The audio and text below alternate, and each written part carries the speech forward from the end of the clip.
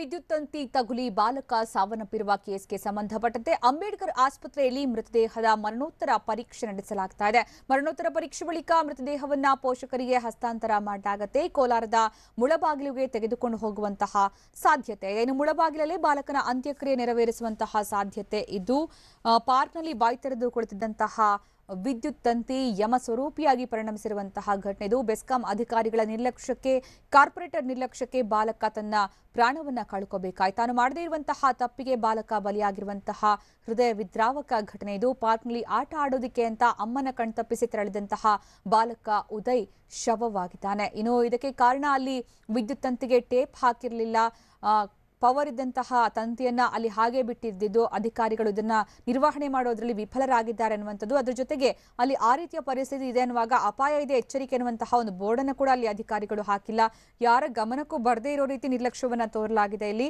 ಇನ್ನು ಈ ಬಗ್ಗೆ ಕಾರ್ಪೊರೇಟರ್ ಅವ್ರ ಹತ್ರ ಮಾತನಾಡಿದ್ವಿ, ಅವರು ಈ ಬಗ್ಗೆ ಎಚ್ಚರಿಕೆ ಕೊಟ್ಟಿದ್ವಿ, ಆದ್ರೂ ಕೂಡ ಅಧಿಕಾರಿಗಳು ಮಾಡಿಲ್ಲ ಅನ್ನುವಂತಹ ಉಡಾಫೆಯ ಉತ್ತರವನ್ನ ಕೊಟ್ಟಿದ್ದಾರೆ. ಜವಾಬ್ದಾರಿ ತೆಗೆದುಕೊಳ್ಳೋದಕ್ಕೆ ಯಾರು ಕೂಡ ಸಿದ್ಧರಿಲ್ಲ.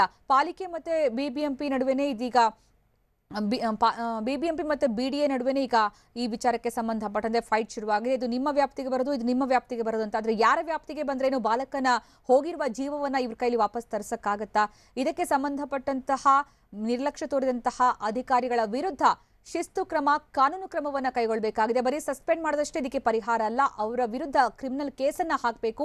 ಬಾಲಕನ ಸಾವಿಗೆ ನೇರವಾಗಿ ಇವರು ಕಾರಣ ಅನ್ನುವಂತಹ ವಿಚಾರಕ್ಕೆ ಸಂಬಂಧಪಟ್ಟಂತೆ ಮೊಕದ್ದಮೆಯನ್ನ ದಾಖಲಿಸಬೇಕು. ಇಂತಹ ಒಂದು ನಿರ್ಲಕ್ಷ್ಯವನ್ನ ಮುಂದೆ ಯಾವ ಅಧಿಕಾರಿಗಳು ಯಾವ ಪಾರ್ಕ್ನಲ್ಲೂ ಎಲ್ಲೂ ಕೂಡ ತೋರಬಾರದು. ಆ ರೀತಿಯ ಒಂದು ಕಠಿಣ ಸಂದೇಶವನ್ನು ರವಾನಿಸುವಂತಹ ಒಂದು ಶಿಕ್ಷೆಯನ್ನ ನೀಡಬೇಕಾಗಿದೆ. ಇದಕ್ಕೆ ಸಂಬಂಧಪಟ್ಟಂತೆ ಬಾಲಕನ ಪೋಷಕರು ಕೂಡ ಆಗ್ರಹ ಮಾಡ್ತಾ ಇದ್ದಾರೆ. ಏನೇ ಮಾಡಿದ್ರೂ ಕೂಡ ಹೋಗಿರುವಂತಹ ಬಾಲಕ ಮತ್ತೆ ಬದುಕಿ ಬರಲು ಸಾಧ್ಯ ಇಲ್ಲ ಅನ್ನುವಂಥದ್ದೇ ಪೋಷಕರನ್ನ ಅತೀವ ದುಃಖಕ್ಕೀಡಾಗುವಂತೆ ಮಾಡಿದೆ. ಇನ್ನು ಬಾಲಕನ ಮರಣೋತ್ತರ ಪರೀಕ್ಷೆ ಮುಗಿದ ಬಳಿಕ ಕೋಲಾರದ ಮುಳಬಾಗಿಲಿಗೆ ತೆಗೆದುಕೊಂಡು ಹೋಗಲಾಗುತ್ತೆ. ಬಾಲಕ ಉದಯ್ಗೆ 7 ವರ್ಷ ಆಗಿದ್ದು, ಚಿಕ್ಕಪ್ಪನ ಮಗನ ಜೊತೆಗೆ ಪಾರ್ಕ್ಗೆ ಆಟ ಆಡೋದಕ್ಕೆ ಅಂತ ಹೋಗಿದ್ದಂತಹ ಸಂದರ್ಭದಲ್ಲಿ ಬಾಲಕ ಉದಯ್ ಕರೆಂಟ್ ಶಾಕ್ಗೆ ಬಲಿಯಾಗಿದ್ದಾನೆ.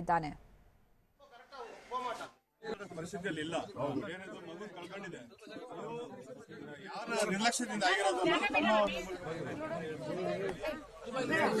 ಸ್ವಲ್ಪ ಮೇಲ್ಗಡೆ ಮುಂದೆ ಸ್ವಲ್ಪ